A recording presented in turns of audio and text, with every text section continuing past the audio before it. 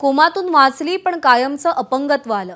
मात्र महाराष्ट्राची para athlete Bhagyashree जाधवनं हार मानली नाही। समोर येईल तो अडथळा पार केला। आता ती पॅरिस पॅरालिम्पिकमध्ये भारतीय पथकाची ध्वजधारक आहे। हे सगळं तिनं आपल्या मेहनत आणि जिद्दीच्या जोरावर मिळवलं। सध्या तिच्यावर कौतुकाचा वर्षाव होतोय।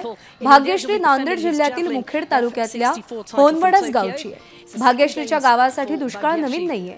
त्यात शेतकरी कुटुंबात जन्मलेल्या भाग्यश्रीचे वडील गतिमंद, त्यामुळे त्यांच्या कुटुंबियांचा भार काका आनंदराव जाधव यांच्यावर पडला। घरची परिस्थिती लक्षात घेऊन 9व्या वर्षीच भाग्यश्रीचं लग्न लावून देण्यात आलं। भाग्यश्रीला तेव्हा कदाचित आपलं भाग्य बदलेल असं वाटलंही नव्हतं। मात्र तिच्यावर विषप्रयोग करण्यात आला, त्यामुळे ती 2 आठवडे कोमात गेली। त्यातून ती वाचली खरी, पण कमरेतील नस दबल्यानं तिला कमरेपासून खाली अपंगत्व आलं। दोन्ही पायानं अधू झालेली भाग्यश्री कुटुंबातल्या कोणाच्या तरी आधारानं किंवा कोणाच्या तरी खांद्यावर असा प्रवास करून न्याय मिळवण्यासाठी संघर्ष करत होती। मात्र तिच्या सासरच्या लोकांची निर्दोष मुक्तता झाली।